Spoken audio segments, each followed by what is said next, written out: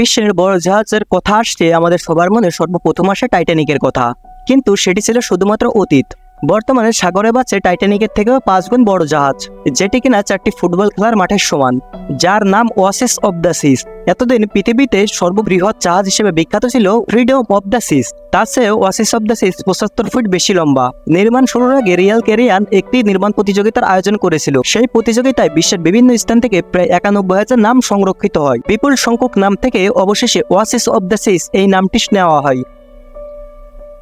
22 তলা বিশিষ্ট এই বিলাসবহুল জাহাজটিতে রয়েছে 16টি ডেক এবং 2700টি বিলাসবহুল রুম।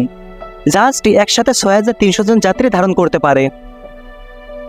জাহাজটি নির্মাণ করতে খরচ হয় প্রায় $1.5 বিলিয়ন এবং নির্মাণকালীন সময় লাগে প্রায় 3.5 বছর। জাহাজটি নির্মাণ কাজের উদ্যোগ গ্রহণ করা হয় 2006 সালের ফেব্রুয়ারি মাসে। তারপর 2007 সালের 12 নভেম্বর জাহাজটির নির্মাণ কাজ শুরু করা হয় এবং জাহাজটির নির্মাণ কাজ শেষ হয় 2009 সালের 1 নভেম্বর। জাহাজটির ওজন 2,25,992 টন। টাইটানিকের ওজন ছিল 86,300 টন। 71টি দেশের প্রায় 2,400 জন ক্রু নিয়োজিত রয়েছে এই জাহাজটি পরিচালনায়।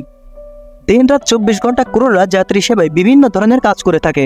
শুধু জানালার কাছে নোনা জল পরিষ্কার করার জন্য রয়েছে প্রায় ডজন খানেক ক্রু এবং 18টি রোবট। দিনরাত 24 ঘন্টা জাহাজটি লন্ড্রিতে প্রায় 34 জন লন্ড্রিম্যান কাজ করে থাকে, যাদেরকে দিনে প্রায় 20,000 টেবিলের কাপড়, ন্যাপকিন, বিছানার চাদর, তোয়ালে ধোয়া, ইস্ত্রি করা এবং কাপড় ভাঁজ করা লাগে। মোট 7টি ভাগে ভাগ করা হয়েছে এই জাহাজের বিশেষত্বকে, যেমন central swimming pool, fitness centre, বিনোদন কেন্দ্র প্রভৃতি। বিশ্বের প্রথম ভাসমান উদ্যানটি এই জাহাজে অবস্থিত, যেখানে 12,000 গাছের চারা এবং 65টি গাছ রয়েছে। জাহাজটির পিছনে রয়েছে 750টি আসন বিশিষ্ট বড়সড় একটি থিয়েটার, যার মধ্যে রয়েছে একটি সুইমিং পুল। তবে সবচেয়ে মজার বিষয়টি হচ্ছে জাহাজের এই অংশটি দিনে ব্যবহৃত হয় সুইমিং পুল হিসেবে, অথচ রাতে ব্যবহার হয় সাগরের একটি থিয়েটার হিসেবে।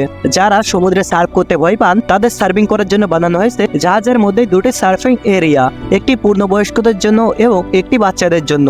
নাম দেওয়া হয়েছে ফ্লো রাইডার্স। যারা যথেষ্ট সাহসী তাদের জন্য রয়েছে উড়ার ব্যবস্থা। গাইডিং করে জাহাজের 25 মিটার পর্যন্ত উড়া যায়। জিপিআর ধরে তীব্র গতিতে উপর থেকে নিচে ওঠারও ব্যবস্থা রয়েছে। পর্বতধারীদের উৎসাহিতের জন্য রয়েছে পাথরের দেয়ালে তৈরি করা হয়েছে 13 মিটার উচ্চতার 2টি টাওয়ার। কেবিন এবং থিয়েটার ছাড়াও জাহাজের প্রতিটি অংশে রয়েছে অসংখ্য বার, পোশাক এবং বিভিন্ন দ্রব্যাদির দোকান আর রেস্টুরেন্ট। এছাড়াও রয়েছে ভলিবল কোর্ট, বাস্কেটবল এবং 4টি বিশাল আকৃতির সুইমিং পুল। জাহাজে এছাড়াও রয়েছে ইয়ট জোন, যেখানে আছে কম্পিউটার গেমিং এবং সায়েন্স ল্যাবরেটরি সহ নানান আকর্ষণীয় বিষয়। থিম পার্ক ও বাচ্চাদের জন্য নানান খেলাধুলার স্থান, আর পায়ে হেঁটে বেড়ানোর জন্য সুদৃশ্য জায়গা তো আছেই।